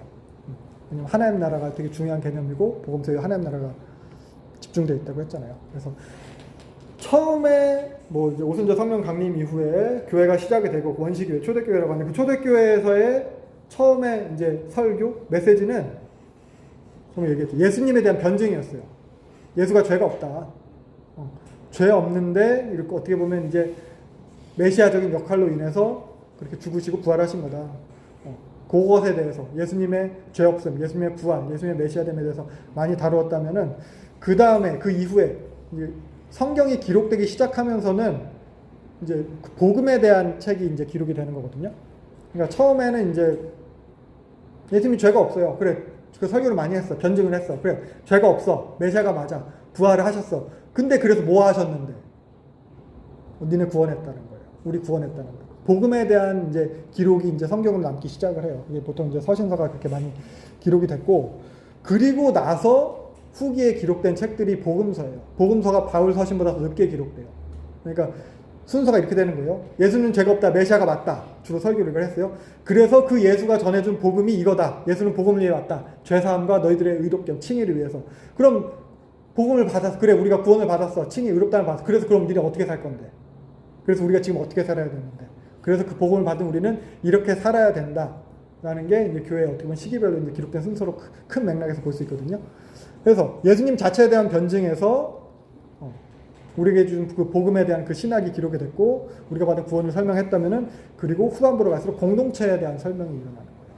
우리의 삶을 설명해주는 그런 신학. 그게 하나님 나라예요. 그래서 예수님으로부터 예수님이 누군지, 예수님이 진짜 메시아가 맞는지 그거부터 그게 나랑 무슨 상관인지, 내가 구원받았어. 거기서 이제 우리로 가는 거예요. 우리. 그래서 보면은 그래서 복음서들을 갖다 살펴볼 거예요. 그래서 마태복음 간단하게 보면 유대인이 유대인에게 기록됐다고 했어요. 종교적인 책이에요. 종교적인 책. 유대인의 왕으로 오신 구약의 예언의 성취를 들어서 유대인의 왕으로 오신 그 메시아, 예수님이 그 메시아임을 증명하는 거예요. 그래서 근데 유대인에게 썼어요. 유대인들이 생각하는 나라는 민족적 하나님 나라였잖아요. 그래, 니네들이 보는 그 경전대로 유대 민족 하에서 유대인의 언약대로 온 메시아가 맞는데 이 하나님 나라는 유대인을 위한 하나님 나라가 아니다. 이 메시아가 유대인의 왕으로 오셨지만 유대인들만을 위한 왕이 아니다. 이걸 갖다 마태복음에서 기록해요. 마태복음에 나타난 기록이 이제 동방박사 기사거든요. 이방인이에요. 유대인의 왕이 났는데 그를 갖다가 알아보고 이제 예물을 드리러 온 거는 이방인 동방박사예요. 그리고 마태복음에서는 예수님께서 공생이 시작하시고 첫 번째 이적, 첫 번째로 기적을 베푸신 사역이 나병 환자 고치는 사역이거든요. 유대인들의 율법에 의하면은 나병 환자는 손으로 만지면 안 돼요. 근데 예수님께서 나병 환자를 손으로 만져서 고치세요. 어떻게 보면 이제 부정하게 되는 그런 거죠. 그리고 그 다음 이어지는, 그러니까 마가복음이나 누가복음은 달라요. 베드로의 장모를 고치는 걸 나타나요. 근데 마태복음은 그 나병 환자를 손대서 고치는 장면 나오고, 그 다음이 백부장의 아들을 살리는 거, 이방인이에요. 이방인 백부장. 그러면서 이방인 백부장을 보고 이런 믿음을 본 적이 없다. 이방인에게 최고의 믿음이다. 이런 표현을 하고, 그리고 나중에 예수님이 계속 그러고 다니니까 표적을 구하잖아요. 네가 메시아, 표적을 보여달라고. 표적을 구하는 사람들한테 뭐 이제 요나의 표적 이런 거 얘기하면서 책망하시죠. 심판 때에 니누의 사람들이 널 정죄할 거다. 요나보다 큰 이가 있는데 네가 믿지 않았다. 심판 때에 남방 여왕에서 너를 정죄할 거다. 솔로몬보다 큰 이가 여기 있는데도 네가 믿지 않았다. 그래서 유대인들보다 더 믿음 좋은 이방인들을 계속 제시하는 거예요. 백부장, 니누의 사람들, 남방 여왕 이런 것들.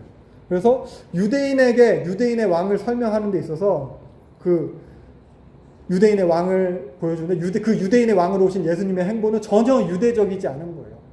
부정한 사람 막 손으로 만져서 고치고 뭐 이방인들한테 더 믿음 좋다고 하고 뭐 그런 거. 그래서 구약에 예언된 메시아가 맞다. 근데 이거는 유대인들 너희들만을 위한 그런 종교적인 정치적인 메시아가 아니다. 그래서 이 하나님 나라도 유대인 너희들만을 위한 그런 로마로부터 독립이라던가 그런 정치적 나라가 아니다라는 거죠. 그래서 유대 민족과 유대 종교를 초월하는 그런 나라인 거예요. 그래서 그 제사장 나라 거룩한 백성이라고 했잖아요. 신해산 언약 하면서 그 하나님 나라를 처음 세울 때 하나님께서 그들에게 주신 정체성이, 그러니까 종교를 초월해서 유대교 종교, 유대교 민족을 초월해서 진짜 이방인들, 열방에 대해서 제사장적 그런 중보적 역할을 하는 모든 민족이 복을 받게 하는 그런 영적인 실제적인 나라가 하나님 나라다라고 이제 마태복음 이야기를 하는 거거든요. 그래서 마태복음에 나오는 몇 가지 이제 구절을 살펴보면은 하나님 나라의 특징이에요. 마태복음 11장 12절을 보면은 예수께서 말씀하시는 거예요. 천국은 침노를 당한다. 세례를 천국은 침노를 당하면 가질 수 있다는 거예요. 천국 우리가 취할 수 있다. 그런 얘기를 하고 있는 거예요. 그리고 또 이미 임한 나라로 이렇게 표현하고 있습니다.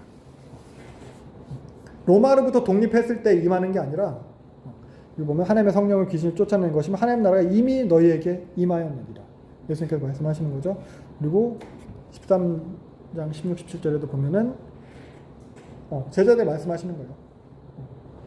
니네가 이 하나님 나라에 임한 것을 봤기 때문에 너희가 이미 복이 있다는 거예요. 많은 선지자랑 의인이 예언하고 그 언약으로 계시가 되었지만 이거 보고자 보지 못했다. 니네가 이미 복이 있다. 라고 이야기를 하는 거고, 이미 시작된 하나님 나라에서 얘기를 하는 거죠. 그러면서 또 유명한 본문이죠. 교회에 대한 본문.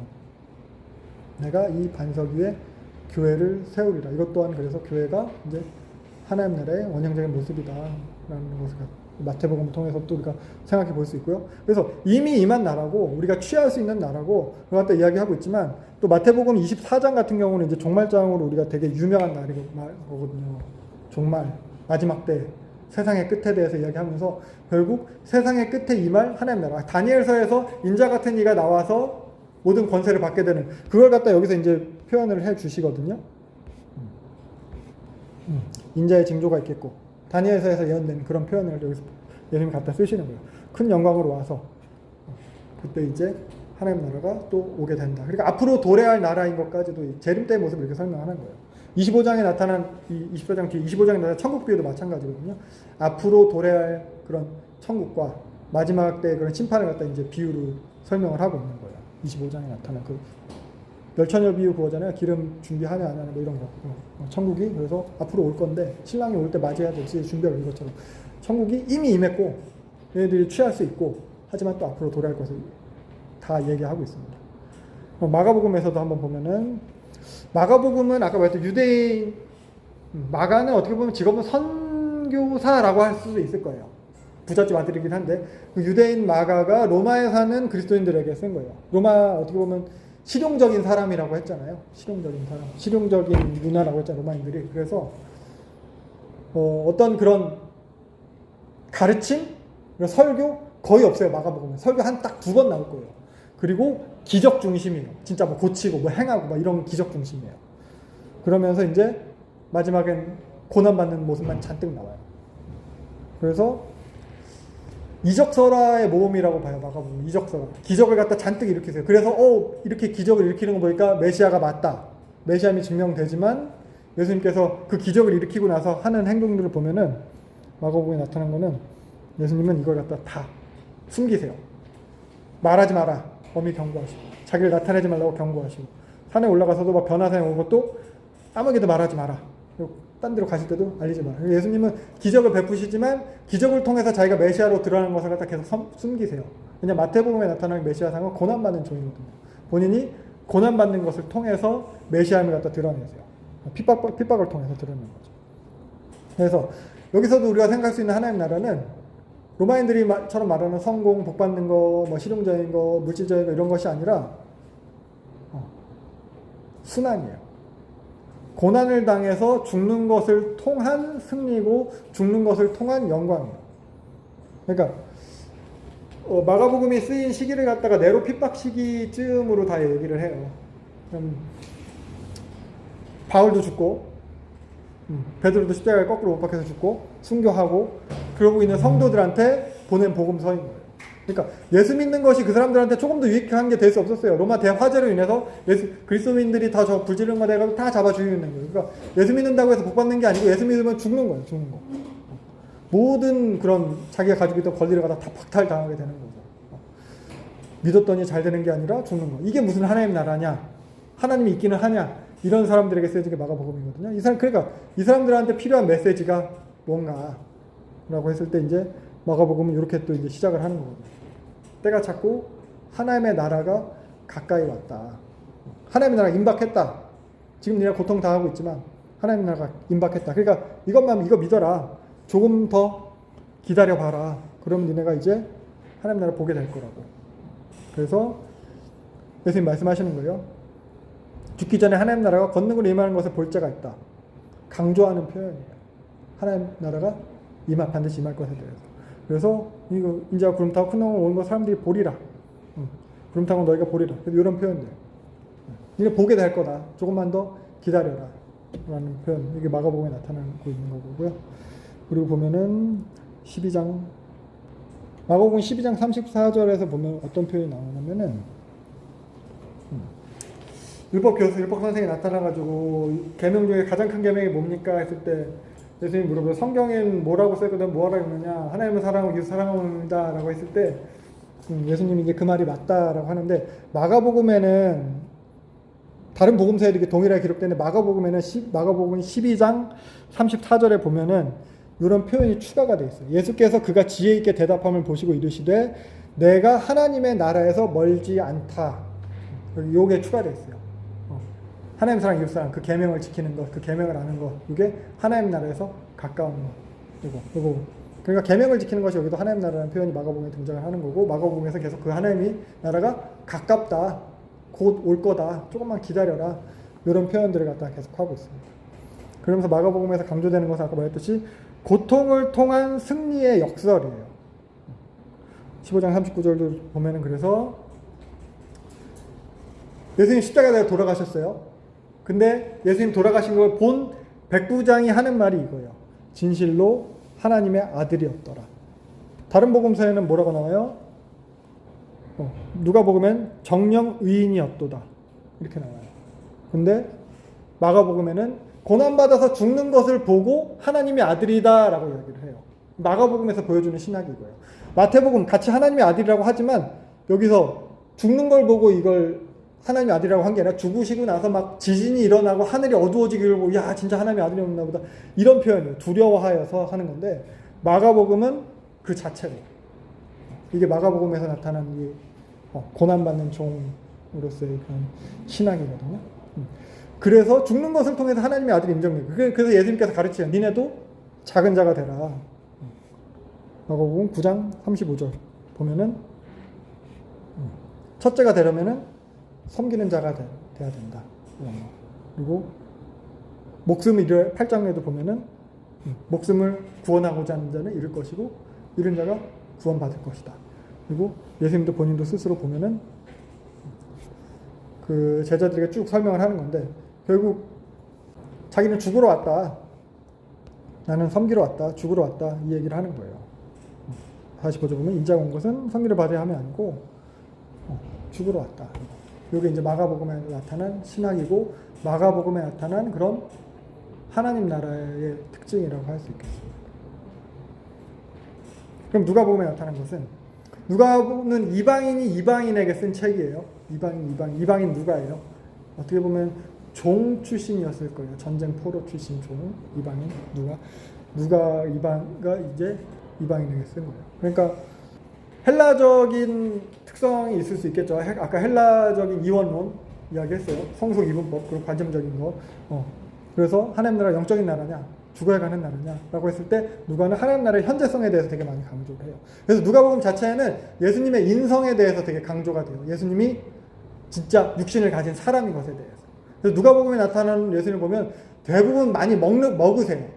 설교를 해도 어떤 누구네 집에 가서 먹으면서 하고 무슨 사건이 일어나도 먹을 때 사건이 일어나고 막 이래요. 먹는 거. 그래서 부활 이후에도 예수님께서 나타나셔서 하시는 것은 먹는 거예요.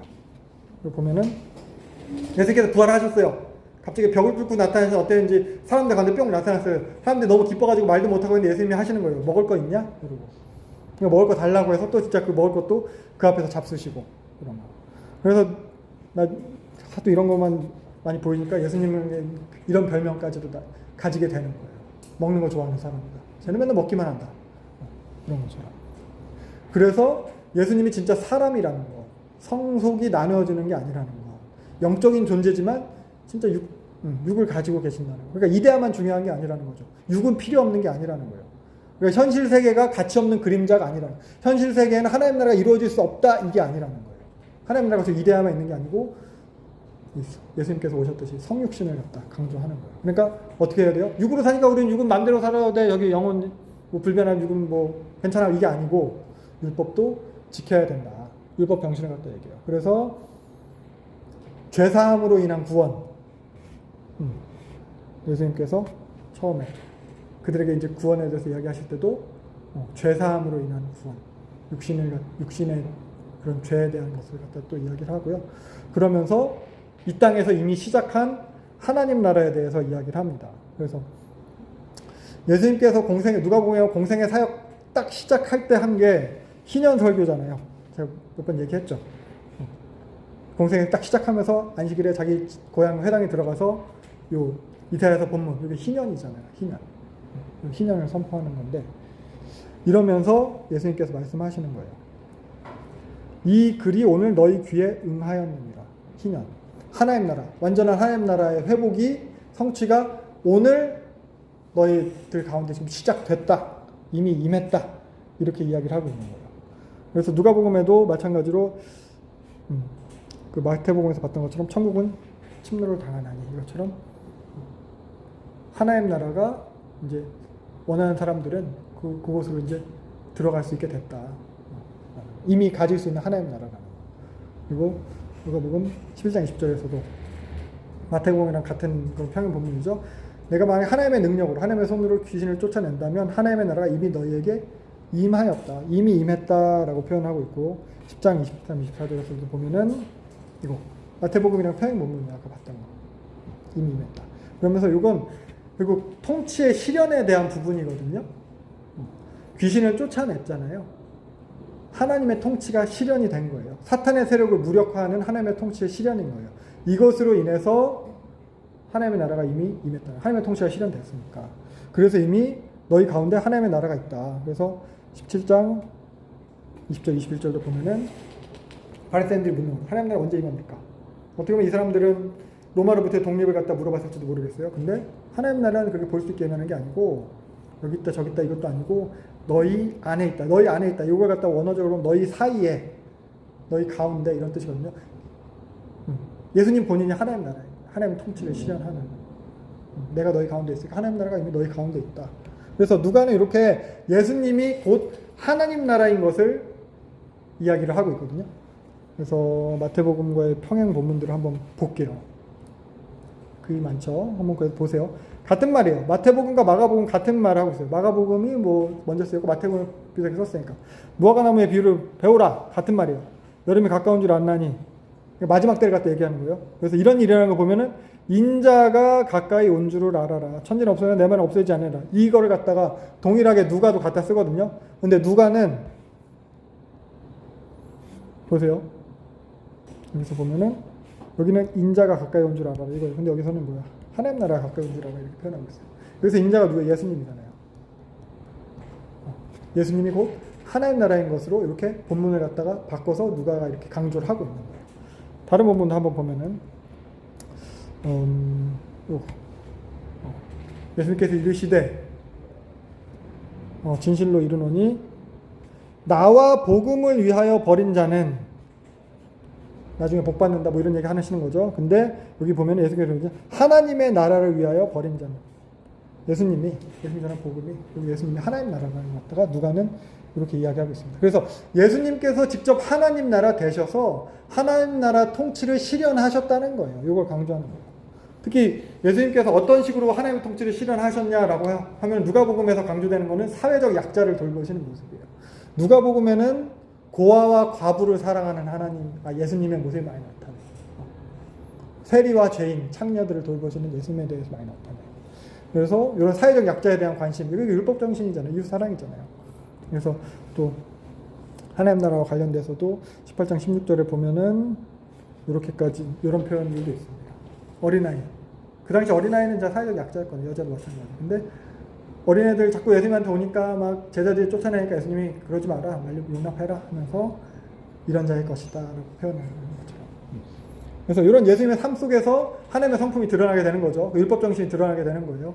그래서 하나님의 질서, 하나님 사랑, 이웃 사랑, 이게 실현되는 거예요. 이게 곧 하나님 나라라는 거고, 예수님께서 이걸 성육신하셔서 실제로 이루셨다는 거예요. 하나님 나라가 그런 실제다라는 거예요. 그러니까 누가복음도 다른 복음서에 비해서 늦은 시기에 기록된 복음서예요. 그러니까 이 사람들은 예수님이 금방 다시 오실 줄 알았어요. 아까 마가복음에서 기록됐듯이 강조해서 반드시 이루어질 거라는 표현이었지만 금방 오신다는데 눈으로 볼 자도 있다는데 하면서 기다리다가 재림을 기다리다 지쳐가는 그런 사람들에게, 계속 핍박 속에 있는 사람들에게 하나님 나라 언제 오나 너무 멀리 여겨지는 그런 사람들에게 하나님 나라가 미래에 있을 어떤 특정 사건이 아니라 지금이다라고 말해주고 있는 거예요. 지금 이미 구원이 시작됐다. 지금 이미 하나님 나라다. 하나님 나라가 시작됐다. 그런 하나님 나라의 현재성에 대해서. 물론 완성은 새하늘과 새 땅인 거예요. 그러니까 이미 시작된 나라. 그러나 아직 완성은 안 된. 뭐 그런 표현. 그게 이제 누가복음에서도 이렇게 나타나고 있습니다. 요한복음은 하나님 나라라는 말 자체는 제일 조금 나와요. 그래서 요한복음은 좀 연역적이에요. 예수가 하나님이다. 이걸 갖다가 딱 먼저 선언을 해요. 태초에 말씀이 계시니라 이렇게 해놓고 증거들을 이것 봐라 하나님이지, 이것 봐라 하나님이지, 이것 봐라 하나님 맞지. 그래서 7개의 기적, 숫자 7을 갖다가 완전수 7을 간 7개의 기적과 7개의 증언. 이것 봐라 예수 하나님이지. 뭐 세례요한으로부터 해가지고 나중에 마르다, 뭐 도마까지 해가지고, 그리고 7개의 에고 에이미, 나는 무엇이다. 이건 신적인 정체성을 표현하는 그런 예수님의 표현이고, 나는 참 포도나무, 나는 뭐 선한 목자, 이런 표현들, 이게 7개가 나오거든요. 그래서 요걸 통해서 이제 예수가 이제 하나님인 것을 갖다 이제 보여주는 건데, 그래서 요한복음은 하나님 나라 관점이라기보다는 예수는 하나님이다 관점이에요. 보다 이거 좀 신학적인 책이고요. 그래서 요한복음 1장 14절에 보면은 이 하나님이 육신이 되셨다. 아까도 본 그 구절이죠. 이 하나님이 말씀 육신에 오셨다는 거. 로고스, 여기서 말씀 로고스예요. 이데아, 진리.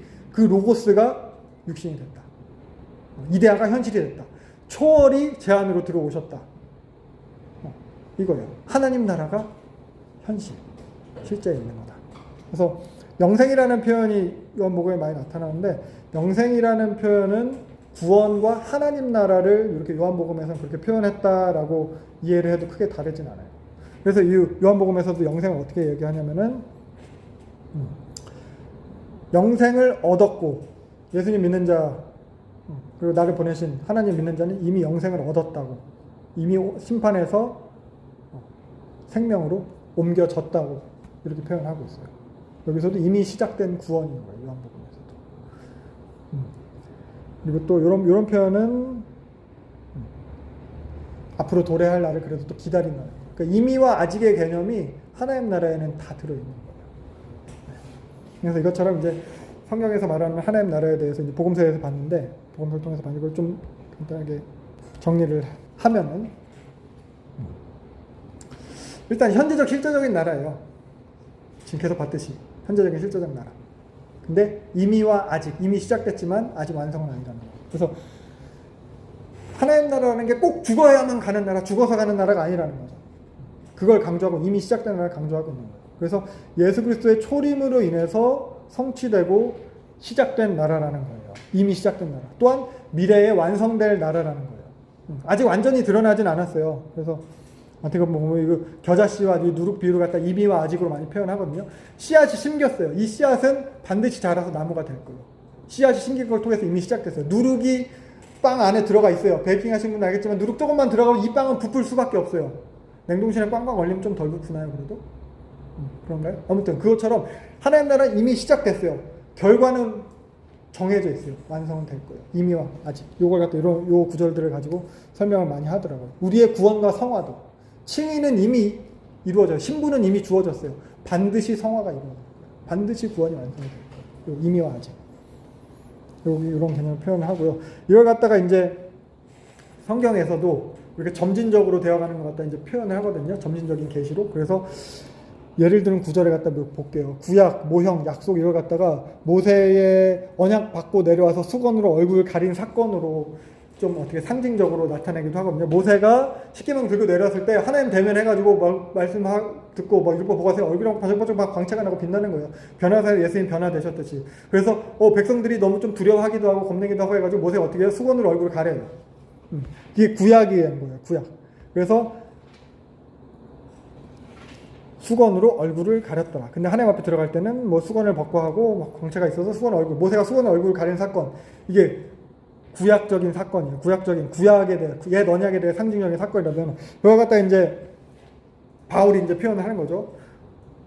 그건 구약이다. 옛 언약이다. 예수님이 오셨다. 그래서 우리가 지금 현재는 예수님이 오신 이후, 지금 내가 살고 있는 현재는 이거 봐라. 수건을 얼굴에 쓴 것 같은 게 아니다. 구약은 그런 모형이었다. 수건으로 가린 것 같은 게 구약이었다면은 지금 예수 그리스도로 인해서 성취된 원형은 수건이 벗겨진 거다. 그래서 거울을 보는 것 같이 본다. 수건으로 가린 얼굴을 보는 게 아니라 거울을 보는 것 같이 본다. 이게 실체다. 이게 원형이다. 라고 했다면은 그런 완성될 것, 이게 신약이야. 근데 새하늘과 새 땅에서 완성되고 드러날 것은 뭐냐? 수건으로 얼굴을 가렸지만 얼굴은 이 안에 있는 거잖아요. 근데 그 얼굴을 거울로 보는 거예요. 거울로 얼굴을 본다는 것은 얼굴은 또 실체가 있는 거잖아요. 그럼 나중에 완성될 때는 어떻게 되냐? 얼굴과 얼굴을 맞대고 본다. 수건으로 가린 얼굴, 그 모형을 보는 것도 아니고 실체를 갖다 희미하게 보는 거울을 통해서. 거울이 왜 희미하냐면 우리가 보는 지금 같은 거울은 그 수은으로 하든지 요새는 수은으로 또 안 하죠. 그렇게 해서 진짜 보는 거울이라면 이 당시는 삼국시대쯤이잖아요. 1세기. 청동거울이에요. 청동거울. 빡빡 닦아서. 박물관 가서 청동거울 보셨어요? 보이긴 보여요. 되게 희미하게. 그러니까 희미하다고 표현하는 거예요. 수건을 가린 건 안 보이는 거고 거울을 보는 건 희미하게 보는 건데 나중에 예수님 오시면은 완전하게 드러난다. 이런 표현이에요. 그래서 여기서 우리가 표현한 여기서 완성이라는 표현 자체가 예수님의 초림으로 뭔가 성취가 일어나는데 그게 부족해서 나중에 뭔가 더 껴지고 해서 더 갖추어져서 완성이라는 의미라기보다는 드러나게 된다라는 의미로 보면 좋을 것 같아요. 얼굴이 있지만 수건으로 가렸고 얼굴이 있지만 거울로 희미하게 보듯이 얼굴이 이제 진짜로 보게 되는 것처럼 드러난다.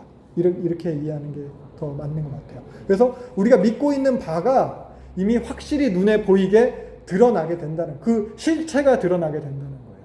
그 실체가 있지만 우리가 그 실체를 갖다가 제대로 보지 못해요. 실체가 드러나게 된다.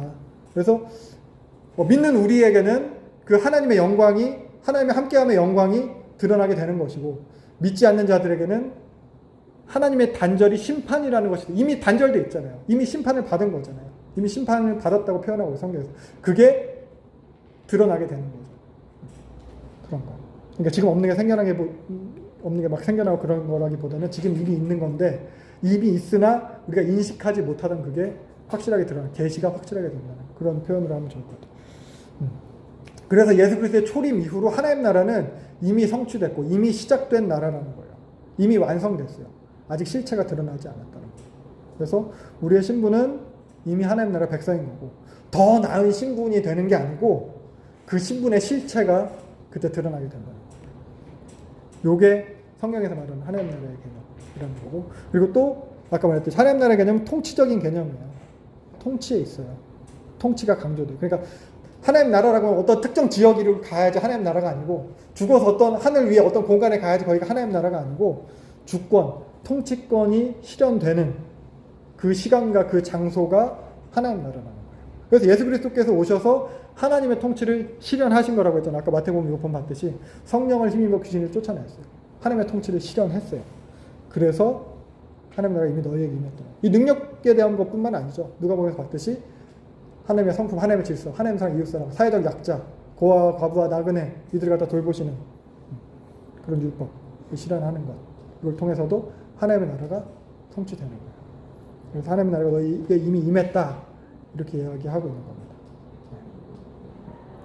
하나님의 뜻이 이루어지고 있다는 거죠. 하나님의 통치가 실현. 그래서 우리 주기도문에 있어서도 그 앞부분은 다 하나님 나라에 대한 거예요. 하나님의 뜻이 하늘에서 같이 땅에서도 이루어지게 하나님 나라가 임하게 하소서. 이게 그 부분인 거예요. 우리가 주기도문을 외우지만 우리가 그 통치에 참여하겠다. 우리가 그 통치대로 살겠다. 우리가 그 하나님 나라의 임함을 같이 누리겠다. 이런 고백이 주기도문이에요. 해주세요 뿐만이 아니고. 그리고 고난을 통한 승리. 이게 이제 하나님 나라에 또 들어있는 개념입니다. 그러니까 잘 된다, 복 받는다 이런 개념만 있는 게 아니에요. 그래서 바울도 계속해서 얘기하죠.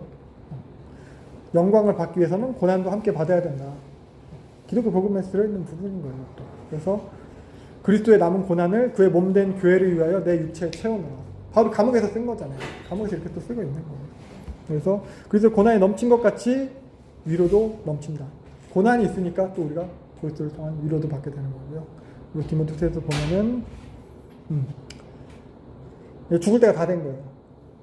나 이제 종복했으면 죽을 것 같은데 나 능력도 행하지도 못하고 예전처럼 기도하면 찬양 감옥 문이 열리는 것도 아니고 곧 죽을 건데 근데 나를 부끄러워하지 말고 복음과 함께 너희도 고난을 받아라 하고 디모데에게 이렇게 얘기하는 것처럼. 그래서 이 성도라는 이름, 우리가 성도라고 쓰죠. 뭐 하나님 나라 백성이죠. 성도라는 이름이, 성도의 이름 자체는 그런 하나님 나라 부르신 것에 대해서 그런 명예와 관련된 이름인 거예요.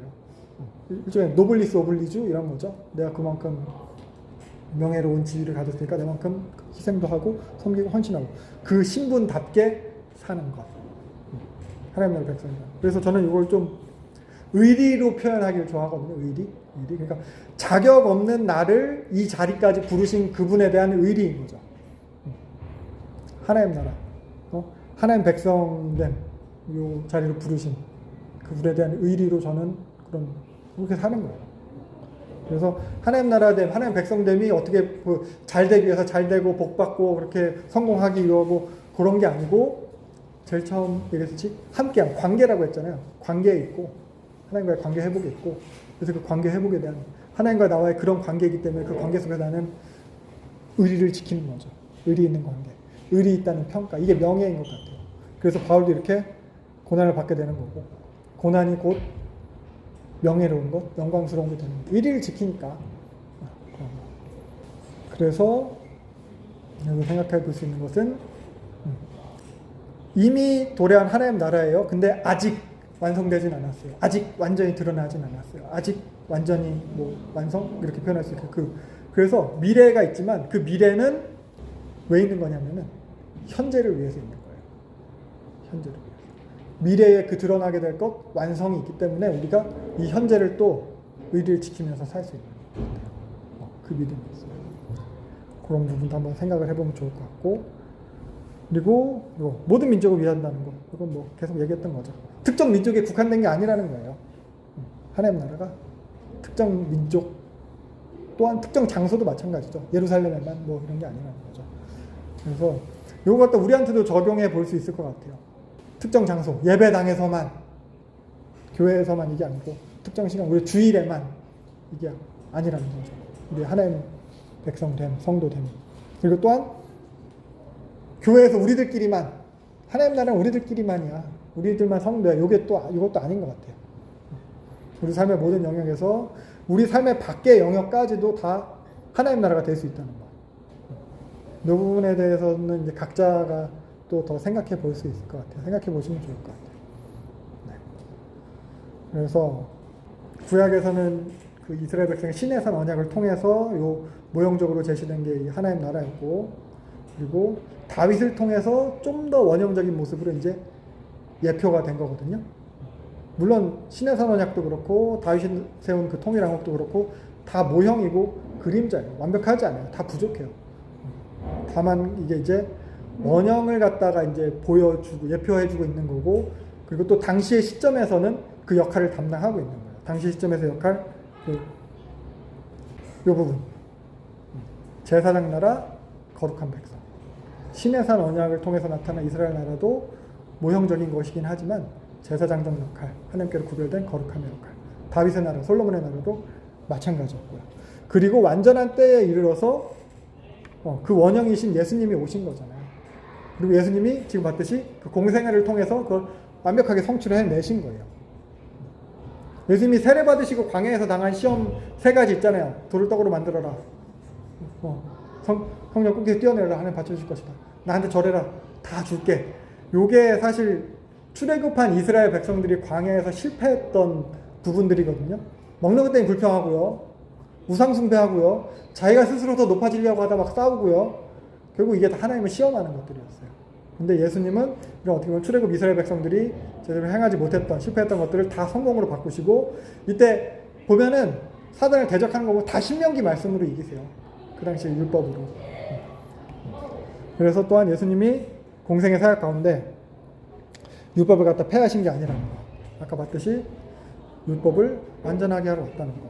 그래서 로마서에서도 말씀하신 게 그 율법을 갖다가 우리가 세세하게 그 조항대로 사실 정결법이고 안식일법이 이런 건데 그런 거라기보다는 율법 정신, 율법의 온전한 그 정신, 또 사랑은 그런 사랑이 율법의 완성이라는 거. 그래서 율법의 그런 근본 정신을 행해서 율법 그 이상을 갖다 예수님께서 더 행하시거든요. 그게 바로 이제 로마서에서 보여준 그 사랑인데, 그래서 율법이 율법조차도 이제 모형이었다면은 예수님은 그 원형을 행하신 거예요. 하나님의 뜻대로 행하신 거예요. 그게 곧 하나님의 통치의 실현인 거고, 그래서 제사장 나라 거룩한 백성으로서의 역할을 예수님께서 완전하게 해내셨다는 겁니다.